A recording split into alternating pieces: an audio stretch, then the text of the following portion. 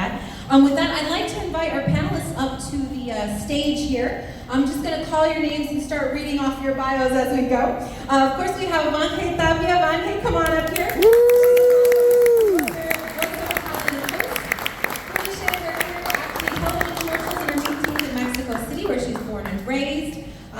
She's also a female lead in TV and radio commercials, including the Academy Award winner. Thank you, so amazing. And the lens of Ligiah Villalobos for her suspense series, Hora Marcada. She's fluent in Spanish, English, French, plus Italian. Wow, girl, get up here. Yeah. All right. We also have Norma Sepulveda. Norma Sepulveda, story editor, head writer of the Disney Journal area. Currently airing on Disney's platform worldwide. Her writing credits span shows like Firebird, Spirit Rangers, Mickey Mouse Funhouse, and Elena of Aguilar, where she got her right as an apprentice writer.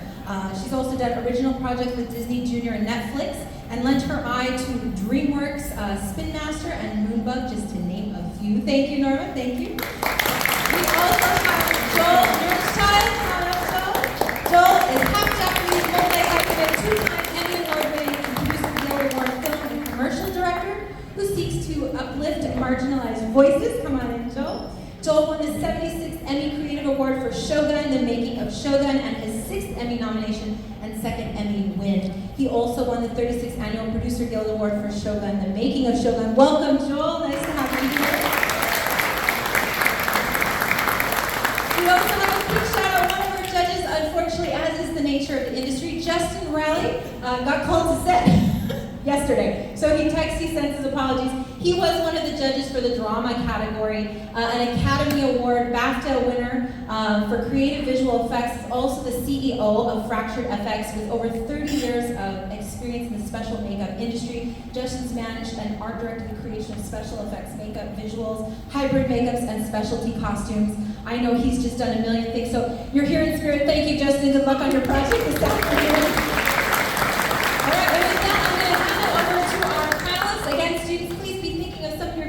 Well, Ligiah, I'll have you kick it off. Great.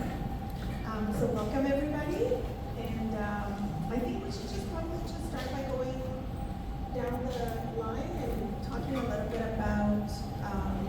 about your career and maybe how you got started in this industry. So why don't we start with Vange? Sure. First of all, thank you everybody for being here. It was Sunday. We appreciate that you're here. We took a look at all of your work and it was amazing. Thank you, MOLAA, for the invitation. It's awesome to be with this amazing anniversary today. So I started doing TV commercials in Mexico City, where I was born and raised. And thanks to a series of commercials where I do some monologues, I was invited to I was introduced to TV and film and voiceover. And I had the opportunity to work with Alfonso Cuarón and Chivo. Alfonso and his brother Carlos, they wrote a script, an episode for Marcada for my character of the commercials. I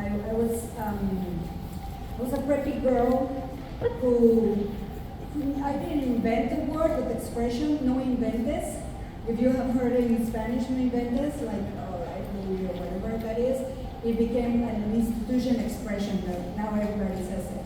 But it was just thanks to some commercials and the freedom that my directors allowed me to say and be free in the commercials, and then I ended up doing movies. Was this in English for those that may not speak Spanish? What is the significance of no inventes? No inventes is like, no way, or like, oh, I don't believe it, or you are making that up. It's the expression, and it really became a very big, powerful expression that even today we still use it, like, I don't believe you. No, you're making that up. Get out of so here. that was like, get out of here. But then I had a big break. My parents were like, well, you need to study something. So I stopped acting and started tourism. And I ended up being the host of the Travel Channel Online of Discover America, which right now it's called Visit the USA. So I was promoting the whole country. And then as an actor, sometimes there's a moment in filmmaker, sometimes we don't have enough auditions, so they don't give us the roles that we want, especially as Mexican. They always see us in just certain characters. So I started creating my own projects, and I founded a collective in a community called Actors Slash, which is actors multi/performers, actors slash producers slash directors. So I call them the slashers, but it's in a good way. And then yeah, that's what we do. Like as an actors, we produce, we direct, we write our own opportunities when we don't have that from some other sources. So that's me. Thank you very much. Joel?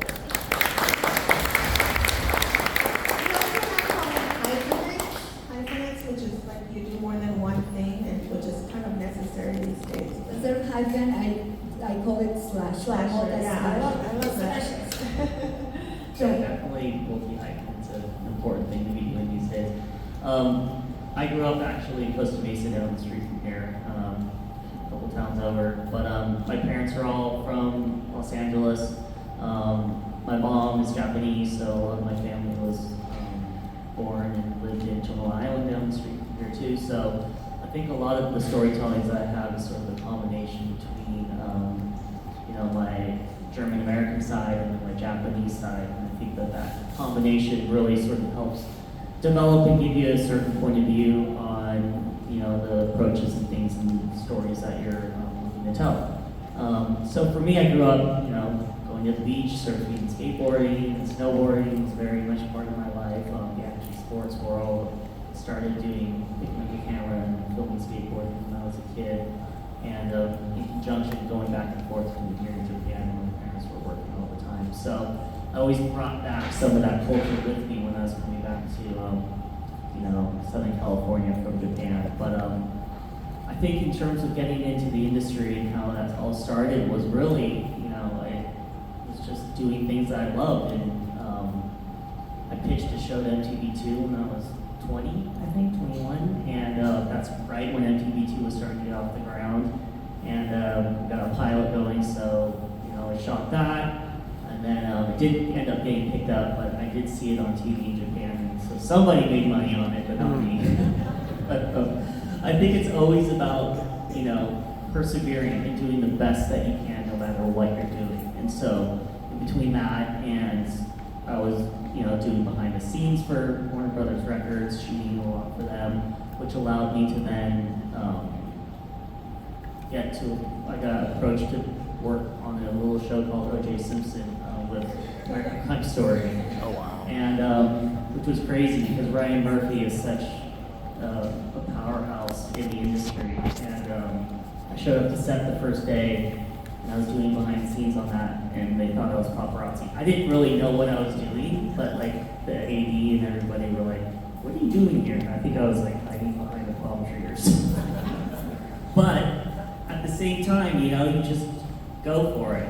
And one funny story was I was also shooting and I was hiding behind a pillar. I think this was like day 2 or 3. David Schwimmer called me up and was like, so what are you doing out here? Like who? Ross? Yeah, Ross. Yeah. In front of John Travolta, and I was like, I'm shooting this show, I guess, for you guys. He's like, okay. But we ended up going back with my episode that I did for Johnny Cochran, which was about race in America, and I really wanted to touch on that because I think that was such an important topic within not only my story but the time period, and that won an Emmy.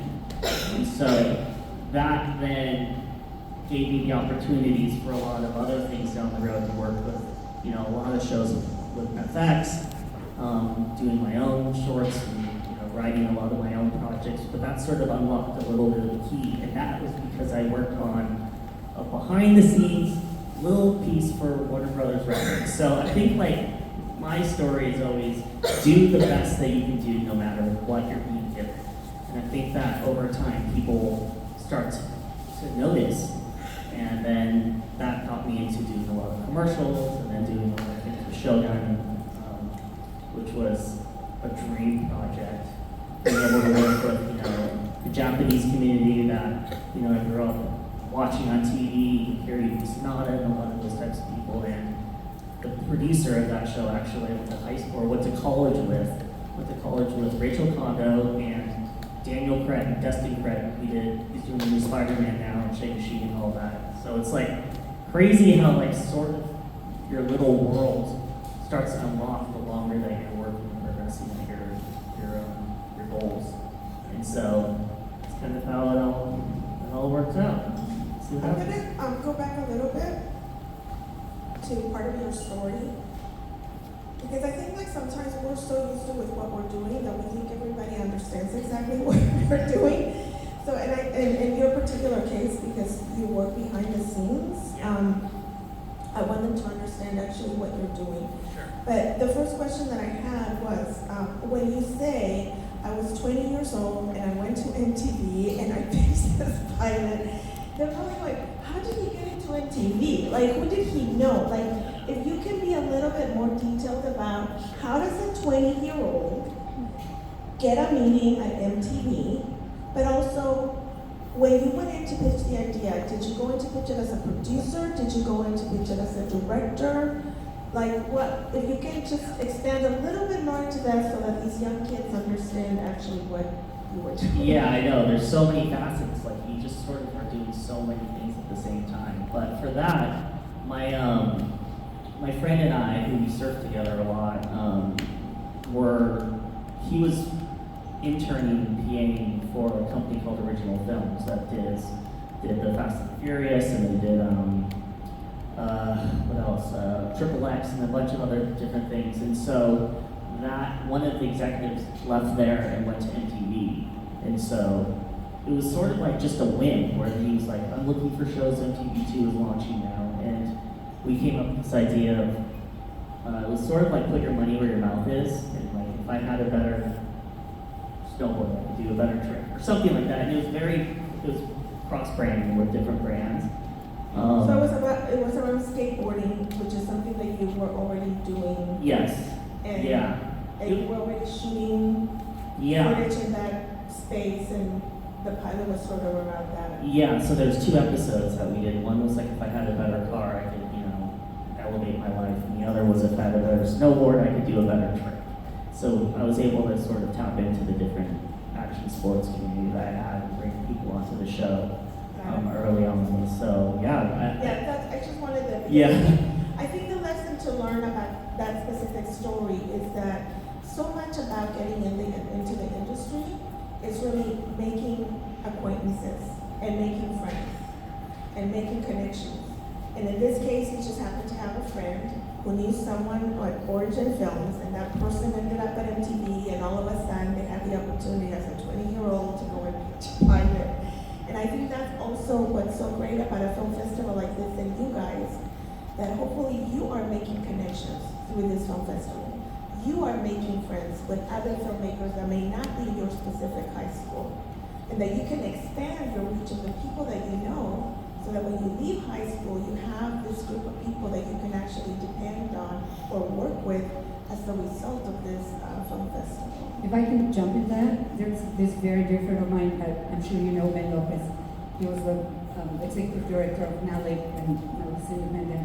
And he will always say, like, right now, take a look at who's sitting next to you and exchange numbers. Like, become friends with the person in front of you. Maybe you don't know them, maybe you do, but like, exchange numbers and this is a great place to connect and meet other people that you would never know you might end up working with. And definitely the industry loves youth. They love, people that are young and are hungry and are going after it. And I think that like the older it gets, the harder it becomes. But like when you're young and you have that tenacity and that enthusiasm, it goes a really, really, really long way. 100%. The other thing I just want to add is you are going to see films from other filmmakers that you did not work on. And you might see a film and you might be thinking about story, but think about if, like, did you love the cinematography? Did you think the editing was phenomenal? Try to find that person. Because it may not have been within your group of, people that you work with in your film, that now you know 100 additional people that can actually help you in this journey of becoming a filmmaker. Okay, Norma, the person that I actually know the best in this panel, tell us a little bit about your. Hi everyone. So this is amazing. So Allison, when she reached out about me being on the panel, little did I know that Ligiah was going to be here moderating.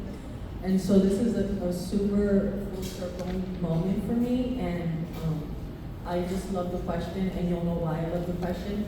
But I'll start with, I'm an LA native. I grew up in Pasadena, every zip code in Pasadena, because I grew up in apartments, and the youngest of 6, a single mom, on food stamps, the whole thing. And so we just lived in every zip code in Pasadena on the north side of the 210 freeway. And if you know Pasadena, you know that the 210 north of the 210 freeway is the hood and the projects and all those things. So one of my best friends who I've known my whole life, again, coincidentally, works here, and that's Juan Carlos, and I went to middle school with him. He's my oldest friend. And that he's here it's just beyond me. But anyway, so I've always loved art. I was into high school choreography, and I mean, Juan Carlos and I were in high school in choreography dance class together, and then music and being in bands, and I just loved art. But I've always written, and so when we were so poor, but all I just remember learning from TV.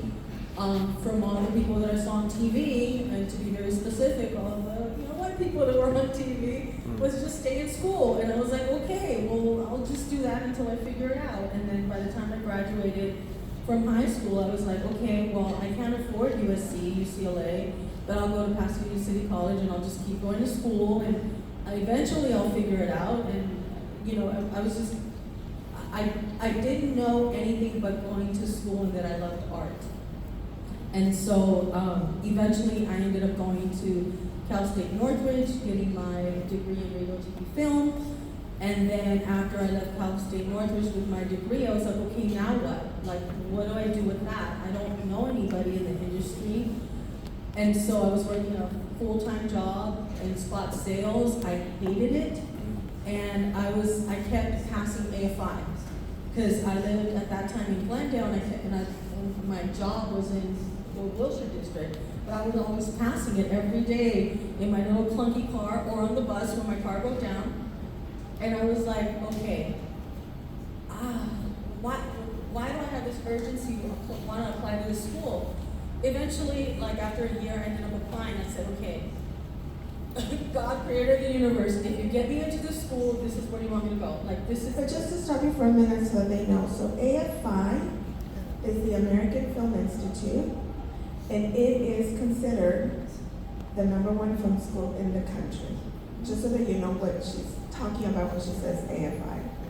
Thank you. And then everything that you said in the beginning, Ligiah, about the window, I had all of those preconceived notions in my head, and then I was like, who am I to think that I can go to that school? So that's why I just kept, putting it off. But it was always in my sideline, driving to work, doing a job that I hated, doing something that I did not want to be doing.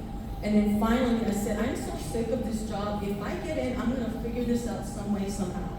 So I ended up applying, and then I ended up getting in, and I was like, I got in, okay, so I'm gonna pay for this thing, because I'm like, I have no money, What do I do now? Like, what do I do now? And so,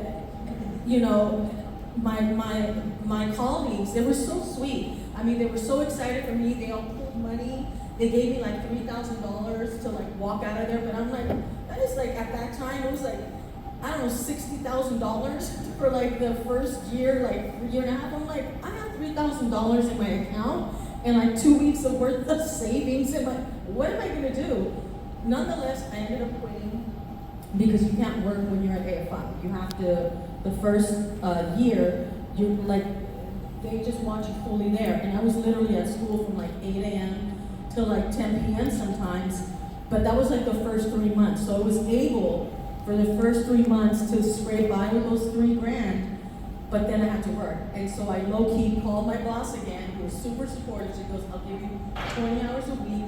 And so I started calculating everything. I'm like, okay, I'll make rent, and I'll be able to like get a bus pass, And then I have a Chevron card that's like, has $600 in it. And I'm like, I'll just eat sandwiches from I had my whole system planned.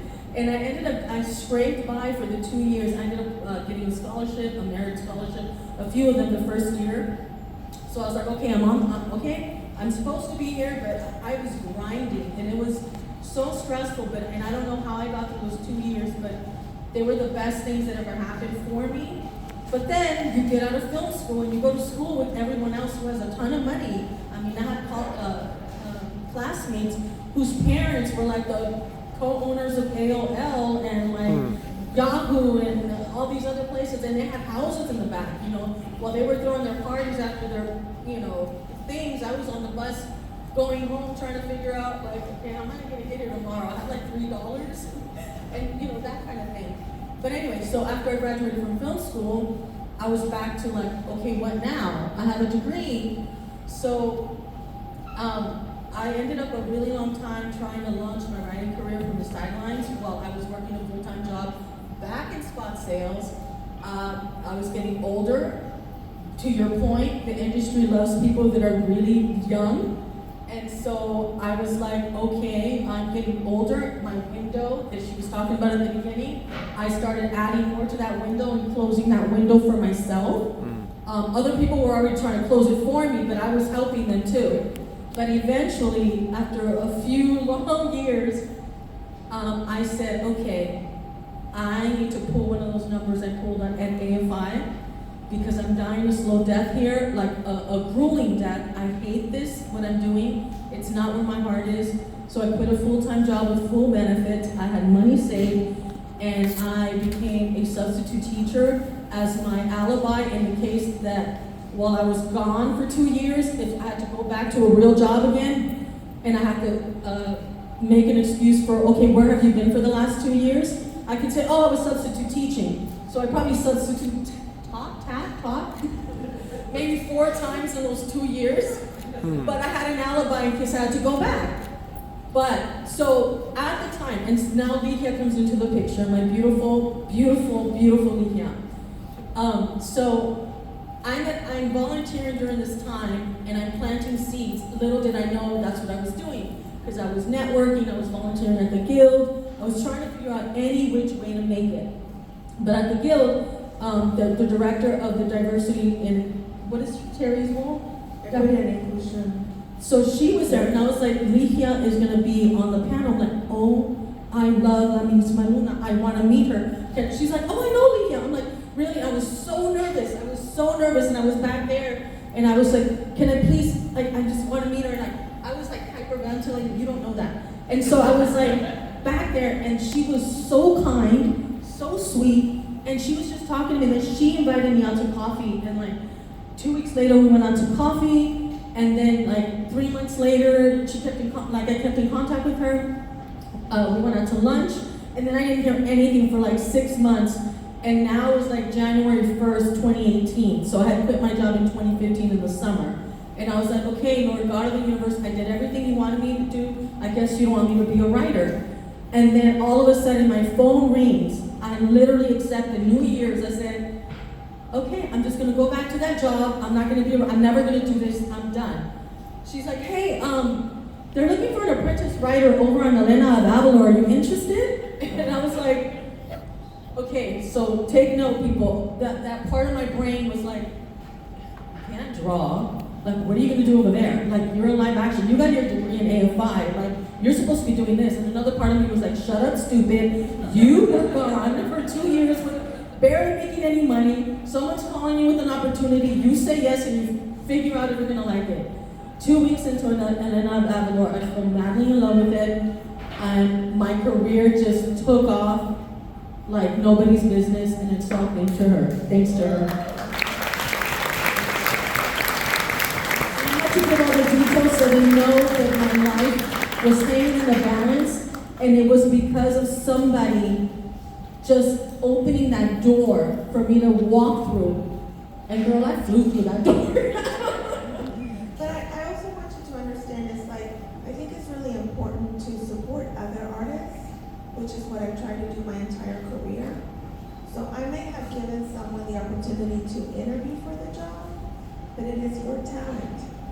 It is your perseverance. It is your writing sample or directing sample that is actually going to get you the job.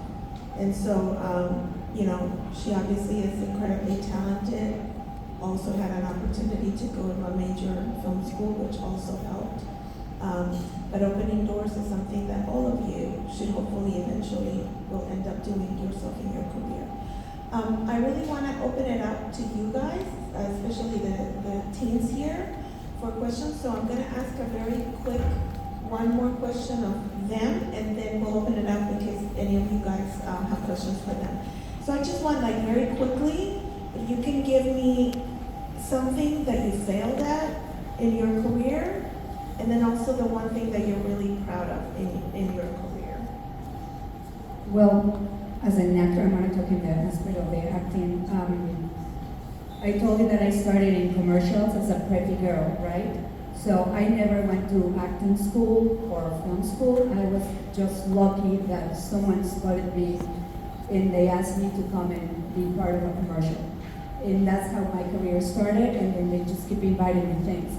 But they sort of married me into the same preppy girl, rich girl, valley girl all the time. So since I didn't have any formation, that's all I knew what to do. And then when, for instance, Alfonso brought me, or someone else brought me to get out of my box, I didn't know how. I didn't know how to become someone else or act or perform in another way. Fortunately, I had a great directors who gave me the opportunity and trusted me that I could be introduced into different areas. But to me, don't wait for that opportunity to come. Like with Justin and I, my husband and I recently were doing some Star Wars stunts classes and things like that. And you were just saying, like, for instance, in your opportunity, like, I don't know how to do animation because that's Elena, the avatar, the show about. It is great when someone trusts you and brings you to the opportunity, but if you have the chance to prepare, whenever you have money to take classes or workshops, right now we live in an industry that free classes are so available everywhere, or free scholarships. Apply for them. And it's going to save you so much time. Like, you know, in Friends, Joey, everybody knows Joey, I love Friends still.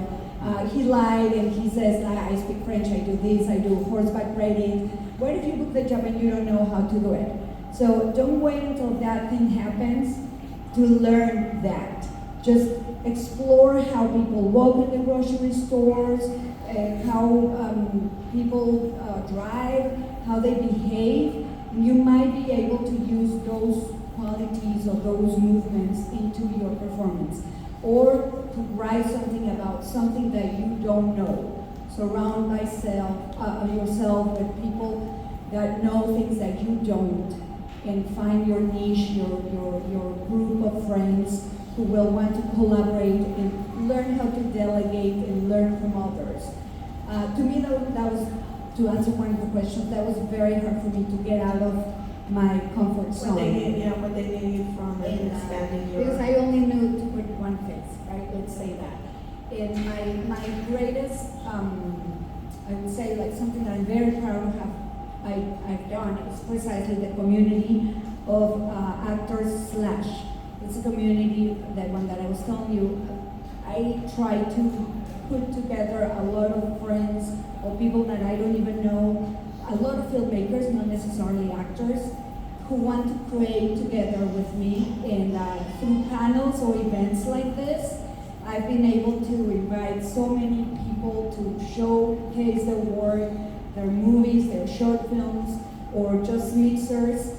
And then they call me and they said, Van, hey, in your event, I met my new manager, I booked 2 movies, I was the composer of this other thing. Consulates, for instance, they are a big help. MOLAA is a great help, like, look at this. And then just meet people around, introduce yourself, tell them who you are. That's the power of a community, and I think pushing and helping others has been amazing for me. great. Thank you so much for that. Joe? I find it kind of funny that I keep going back to this MTV show that I worked on when I was 20, but because I never talked about it or it's not on my bio or anything, but I think when the stakes are so high, when you have no money, when you're riding high, you're like, oh my gosh, I sold my show, it's gonna really take off. Like, I could see like the future, and you shoot the pilot, you have everything going for you, and then you're stressing when the network executives are sitting around wondering whether or not they're gonna pick up, the pilots or not, and yours doesn't get chosen. And you're just thinking, oh my gosh, nobody's gonna see this thing, it's crazy. And this thing, we thought it was so good. But this was at the time when Andy Milonakis was coming out. And a lot of these kind of quirky shows that TV2 was doing back in the day, Jackass was really firing and things like that. But so that was something that we really had to sort of take a step back and overcome. And funny enough, we got a phone call that said, if you guys pay for finishing the pilot, you will air it 1 time or 2 times, I think is what they said. And I had to go to a skate shop that I knew, and I begged them for money.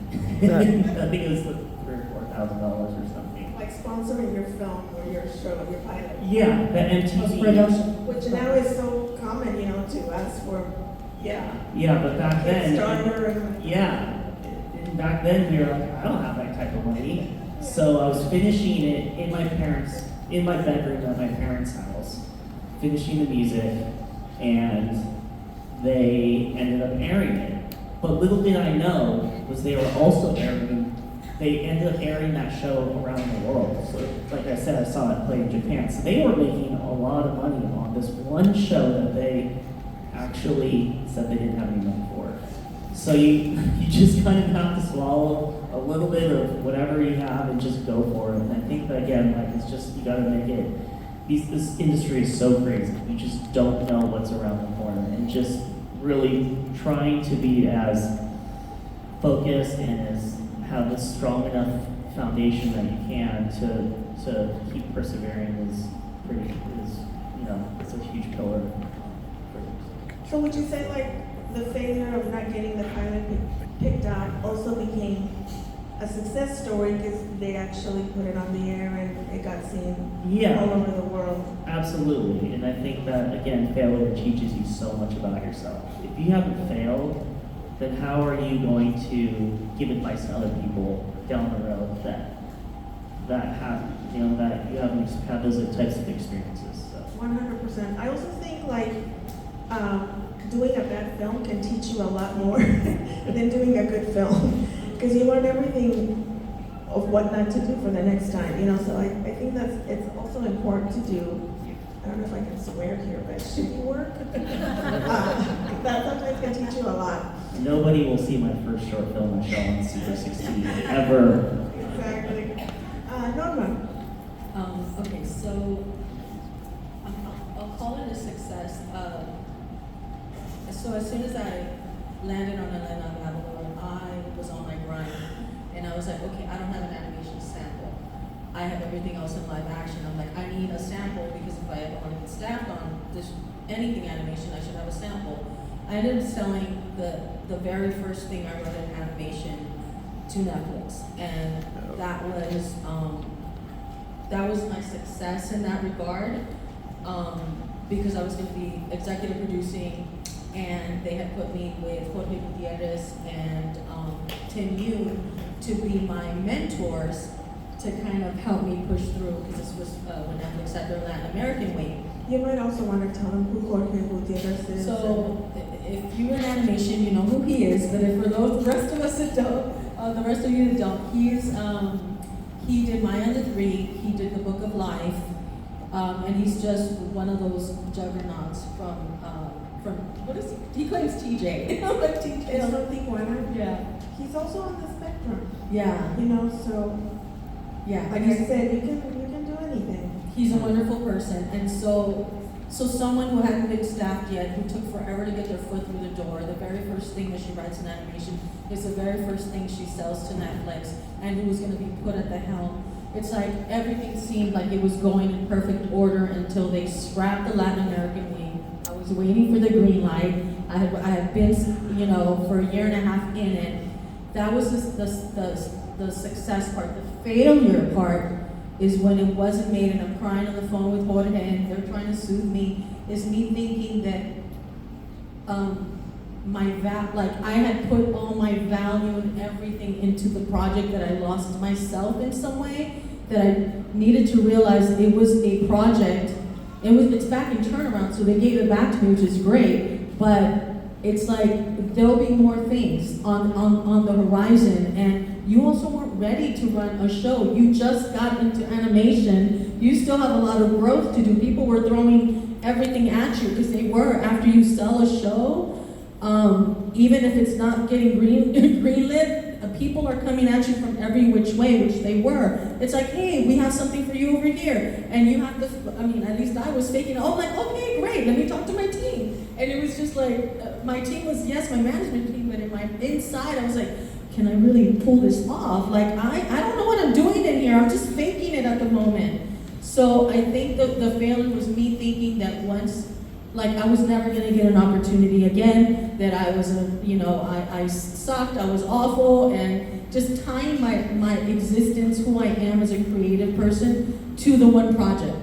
And I don't know if that's making any sense, but it took 5-6 months later, that's when I ended up getting a call from Disney, from one of the execs who was on Elena Avalor when I was an apprentice writer, and we had met once or twice, and she really liked me, I liked her, and she's like, hey, would you be interested in a story editor role? I'm like, I've never story edited in my life, but I'm not gonna say no. And she already knew, but she goes, we want to give you an opportunity on Disney Junior Aerial, and I said, great.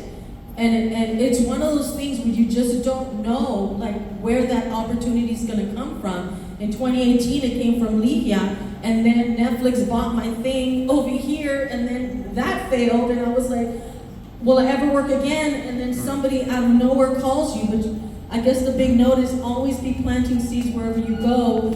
Just meet with people, connect with people. They may not be able to give you an opportunity at the moment, but if you're a good person, if you're talented, they'll remember you. And then they'll give you that phone call. I imagine that's why you called me. I hope so. Please say yes. Yeah, and just so that you know, a story editor in animation is not actually an editor. A story editor in animation is considered the head writer in a series. So that's also really important that, she had a job on Elena, did a pilot, and went from having a job on Adelita to actually becoming the head writer on the next big show that she did. So, by the way, it's very common to doubt yourself when something doesn't sell, when doesn't get picked up, when you don't get an audition, when a pilot doesn't go. Even us who have had some success in our lives, we experience that all the time. Am I really good at what I'm doing? Is this really what I'm supposed to be doing? But if you're meant to do this, you just have to push through and know that the next thing is going to hopefully come eventually. So thank you so much for sharing all of that. Can we open it up to questions now? Does anybody in the audience have any questions for any of them? Young filmmakers?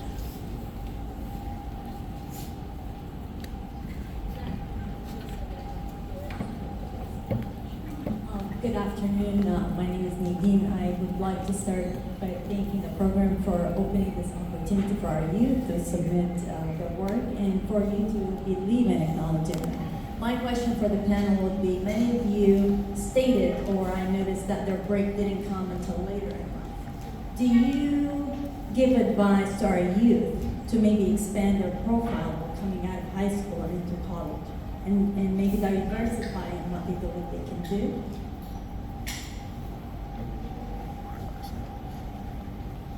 So, in fact, I think the question is what is the advice that we will give to the youth to go to college? Is that?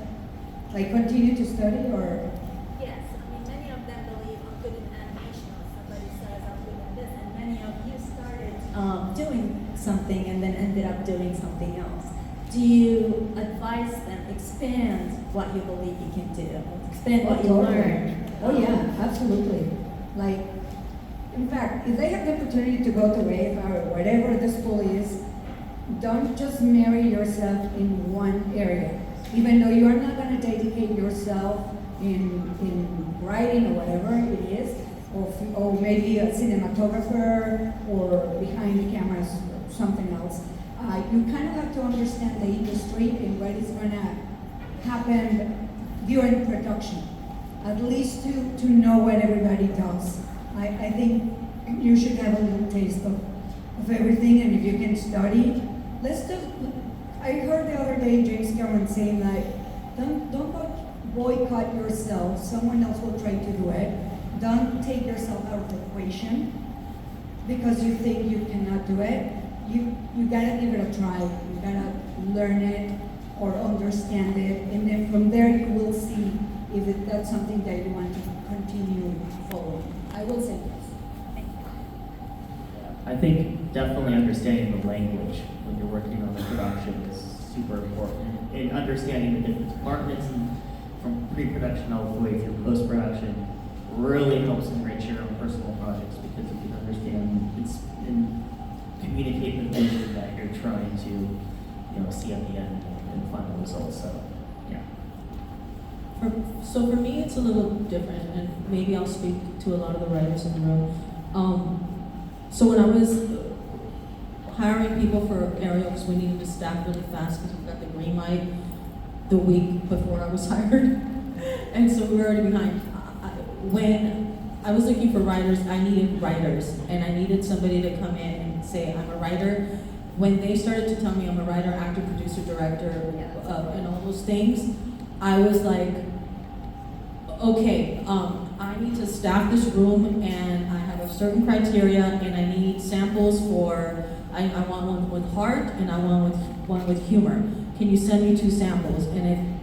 And so that was my thing. It's like if I'm trying to help somebody, I need to, sadly, but it's honest, it's like I need to know, okay, that's the comedy writer that I remember that I met. Oh, that was the drama writer that I met over here. You can be great at all these other things, wonderful, but if I need to staff somebody, I need to know specifically what their sensibilities are quickly so that I can see if I can get them in the room.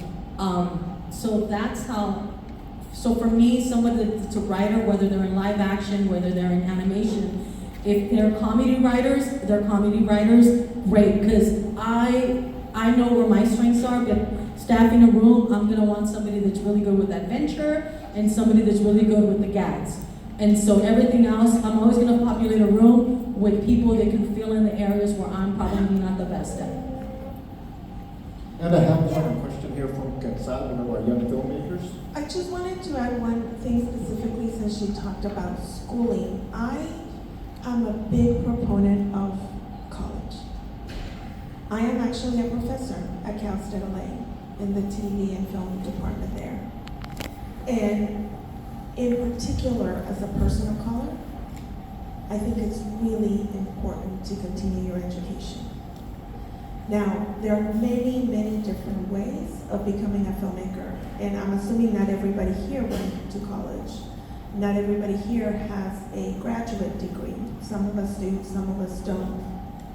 I think it's really important for you to always work on your craft. There are so many ways that you can do that now. iPhones can make films now. You need a pencil and a pad if you're a writer to write.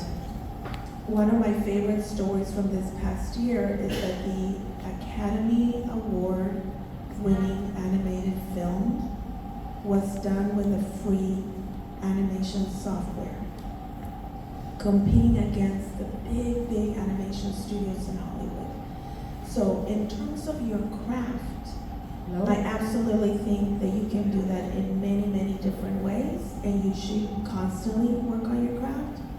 I also think that as a young person in high school, the education and the experience, the life experience that you can get in college is really, really valuable as well. And I hope all of you are actually considering going to college. I agree 100%. Yes. My name is Gonzalo, and I was just wondering if you had any advice for filmmakers, young filmmakers, and advice kind of like during hardship and like backlash from the work. Say the last part again, hardship, and then what was the last part that you said? Like backlash, like usually not like much approval of like their work. Of the work? Advice, yes. Okay. Yeah, you want to say something? Sure. I mean, I think certain topics that you're going to talk about that are personal or important to your lives aren't necessarily are scary for sure, and especially if you're sort of outside of your comfort zone. For example, I did a lot of the storytelling for Pose, the Ryan Murphy show, which had the largest transgender cast on television ever, which was incredible. And for me, as being cisgender male, working on a show like that and them trusting me to tell those types of stories was scary, for sure. And I feel like you are given those opportunities, but if you're a great storyteller, if you're a great communicator, if you believe in what your crew and what your subject matter is, it should shine through. And if certain people don't get it, who cares? Honestly, it's art. And that's the thing, it's singular, hopefully it's singular. You're telling the vision that you are hopefully willing to tell. And if you believe and you're passionate about your projects, then that's all that really matters. I want to add something that you were saying just a moment ago. People confuse fame with success, not because you have 500 million of followers on TikTok or whatever, you are necessarily successful. Maybe you are famous, and yeah, it's going to give you money. That doesn't make you talented necessarily. Ligiah was just saying that nowadays you can do things with cell phones, especially we didn't have cell phones back in the day. Glow, I think that's the movie that you were talking about with the free software. They did it with a free software. I just filmed a short film with a cell phone, and I had to do it because I surrendered again myself with friends, one location scout who won for La La Land on the Oscars, and a lot of people who wanted to help. I didn't have any money. I didn't have any cash to pay for permits to film on the street. So he told me, Vange, you gotta shoot it with a cell phone and bring young people to help you. And I had 20, 30 people, volunteers, wanted to jump on my project, but I didn't have the budget. And he said, just narrow it to 5 people, just for the filming. The pre-production was another story, and post-production as well, but just to film it. You guys have so many advantages that we did not have back in the day. A cell phone can make wonders. We saw it on the short films that we're going to see in a moment. I'm sure many of them were shot on a cell phone. So just remember, just do it. You might not be, it might not hit or take off immediately, but someone will see it. And as Ligiah said, maybe, and you were saying it, maybe the right person is going to want to know who you are, come close to you, they will remember you. And don't let anyone stop you from what you want. Don't confuse, again, fame with success. It's not the same. If I could just add that the difference between those that make it and don't make it are the ones who can't handle rejection. You have to be okay with not selling the show, with getting awful feedback that you don't agree with. But also look at the feedback that you're getting, because sometimes, we're so passionate about the project that we're doing, and then we don't receive the feedback, or we reject the feedback, or we're like, well, they just didn't understand it and move on. I mean, that's part of your growth, is to see, okay, well, I didn't hit the mark with this one, but what can I learn from this one, so that on my next project I can do X, Y, and Z, or how can I fix this one? But I think that I have so many rejection letters from every competition possible. I have at least 30 in my folder that I still keep of all the rejections. Sorry, we regret to inform you that you're not going to be a candidate for this diversity program that we have. I have so many of those. If I would have stopped at any moment, I wouldn't be here now, and so we all have to be okay with rejection. We have to take care of our emotional well-being, because in this industry, it is brutal. Everybody is trying to make it, and again, you have to have you have to have a good center and trust in your abilities, trust in yourself, but also be able to receive feedback and still be graceful when you're getting notes that you don't quite understand, and then just press on. I mean, I don't know how else to say that part. I mean, say that. Well, I mean, I would just add, because you specifically mentioned the word backlash, and I don't know what your movie was about or what the backlash was for, but I'll give you an example of a very public backlash. So, Lin-Manuel Miranda is the creator of Hamilton, which is considered one of the most successful Broadway musicals ever in the history of Broadway. He went on to do his film based on another musical that he had done called Washington Heights.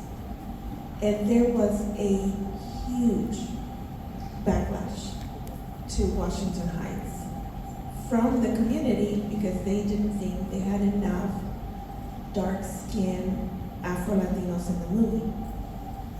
Now, he went from humongous success on Hamilton to a very unsuccessful movie and huge backlash from our community, the Latinx community. But you know what? He knew that they had a point, and he actually apologized. And then he moved on and has gone on to, do everything else that he is doing now. So I think just to reiterate a little bit of what Norma has said, it's like, what do you learn from that backlash? Sometimes the backlash is not warranted. And so you have to kind of understand that too. Who are the people that are actually giving me that backlash? But if it is, you learn from it. When you know better, you do better. And hopefully that's the lesson for them. Yes? Good afternoon. My name is Mr. Paul Tran. I'm the film teacher at Renaissance High School.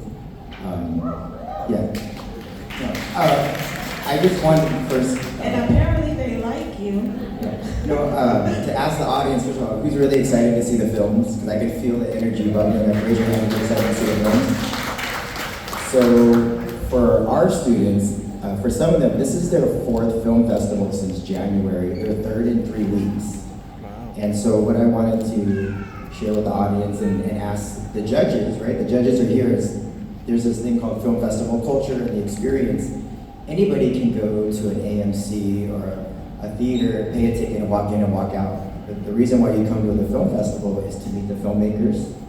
And then this opportunity to have the judges, and I was wondering, because you were all the judges of the categories, if you could share why you chose these films, just 1 or 2 in the categories that you chose, so they can get some feedback in real time, right before we see the movies. We just really appreciate it. If I could just say before, I'm not sure they're allowed to do that, because have the winners been announced? I don't think the winners have been announced. Not yet. Yeah, so I would probably hold off giving any feedback before that, because it might actually clue in some people to what? Maybe we can talk about some of the qualities and some of the, for instance, film festivals. We get a lot of rejection.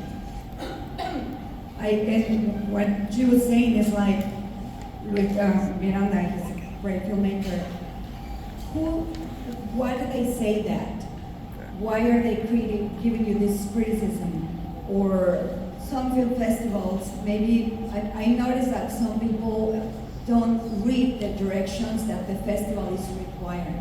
Like this was like up to 4 minutes, for instance, and we saw some of them that were beyond that, and that automatically might disqualify them. So just pay attention, learn how to follow directions, and many of them did, and that was amazing. That was, but really, it's the same in auditions, and it's the same one when you send. Film festival is supposed to be maybe for the LGBT community, and then you just send a romance or a drama of a very straight family, right? So just pay attention to the directions and listen to the comments, maybe, or the criticism. Maybe it's not a bad thing. Maybe it's something that you like. I just, with this short film that I was just telling you, I made so many mistakes, like so many that I know it's not going to happen on my next one. Add anything? I'll just say it because I judged the animation ones. I thought they were fantastic. Guys, you guys did a wonderful job. I think the ones that are the finalists, Yeah. I can say. Well, so just jumping in just for a couple clarifications too. So the finalists today who've been invited today, they know, they just don't know if they've won first, second, or third, but they do know they're finalists. So we're screening today all the finalists this afternoon. So yeah, so there were a few, I know there's a few students here whose films weren't selected, but we're really glad for your support. So yeah, so first, second, and third, that's in the program. They just don't know who's got what. Perfect, and we all gave detailed feedback with each of the shorts, but just the broad brush strokes for the ones that did make the finalists. Congratulations. The writing was so great. The emotional stories. I mean, they were so emotional. They were so diverse, and I could really just feel the passion in each one of those stories that you told. I am so inspired by each and every one of you that did the work, and just to do it in anime. I wouldn't even have thought of anything like this when I was like 16, 17-year-old, and you guys are working together as a team. I mean, it's so wonderful that you're already collaborating, because that is like half the battle when you're creating these stories. So I just want to say kudos to I want to say it's Rex in the City was one. Shout out to y'all. And then yes, the one about the whole Starcrossed and Starcrossed. Yes. So you guys are so great. So just a shout out to you three. Wonderful job. Congratulations. Yeah. And then just and I say just a hint for Paul. I know he's over there. Who asked the question. So all the judges' feedback was recorded, and so after the ceremony today, that's going to be sent to all the teachers and judges. So even if your film wasn't picked, they had maybe like 7 or 8 that they had to look through finalists, and so that feedback's going out as well. So they took the time to actually write tips and their remarks and feedback. So we'll make sure you all get that as well. I mean, the fact that you guys made it to a film festival, believe me, it's a big deal. We get those letters. Oh, sorry, we couldn't take you. It was great, but you guys are awesome. If I could just give you a quick advice for the future, because hopefully this is not going to be your only, and as your professor said, some of you have already been on 3 film festivals this week alone. As you continue submitting to film festivals and your films get better, one thing to really keep in mind is, because somebody mentioned rules, there are film festivals that will only accept it if you premiere at their festival. And so one thing to keep in mind is, what is a festival that I really, really want to go into? And then make sure that you're not submitting to 10 film festivals before that film festival, in case you really want to get, for example, into Sundance. There are festivals that require them to be the national premiere of a film.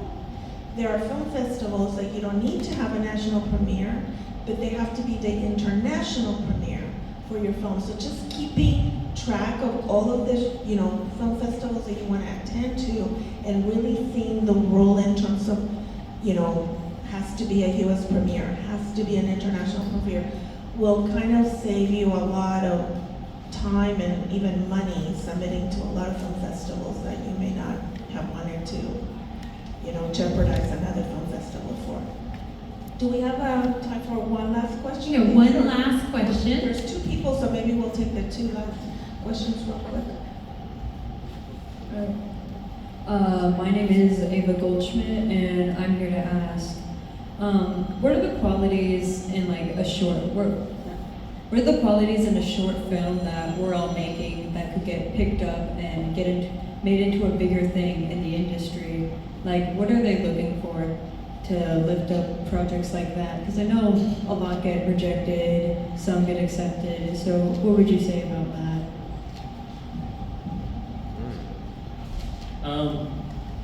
It's a good question. You know, we ask that question ourselves, that same question all the time when we're trying to, get projects off the ground. But I think that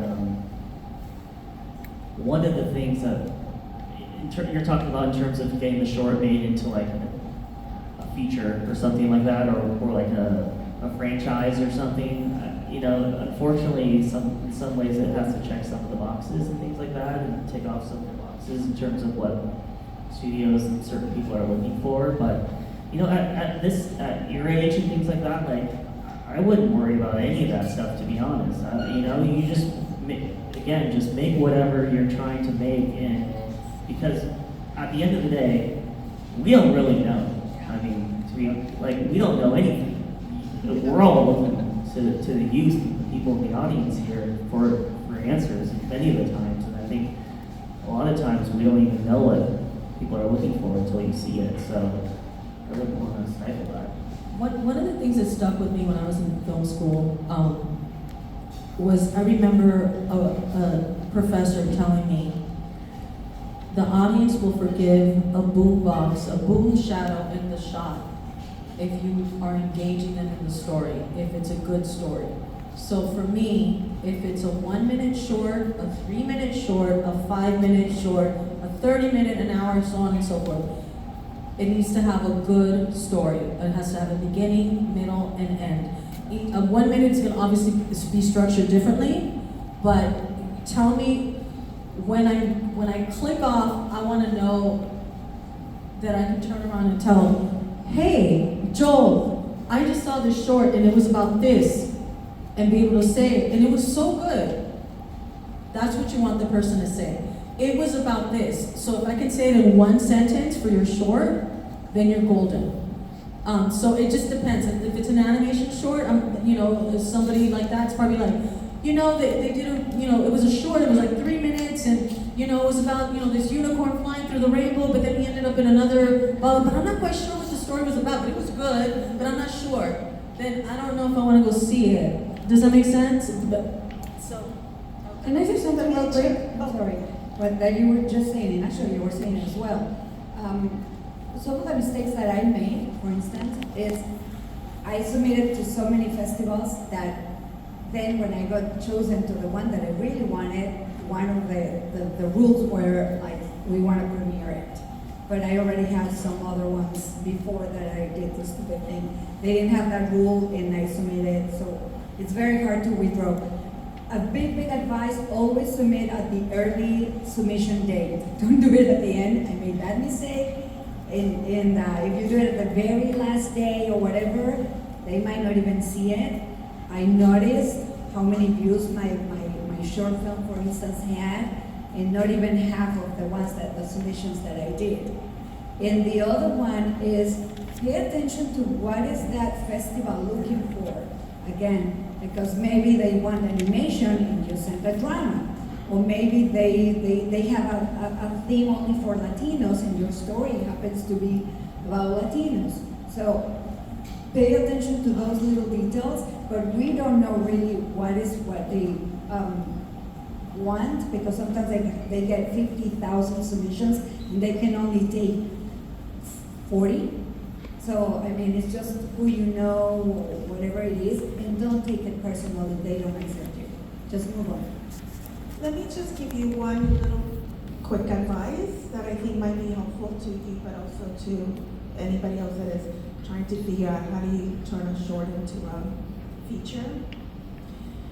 I will say, especially as you're starting out and as you're young and you don't have a lot of budget, I will say that one really good rule for a short film is single story, single lead, single location.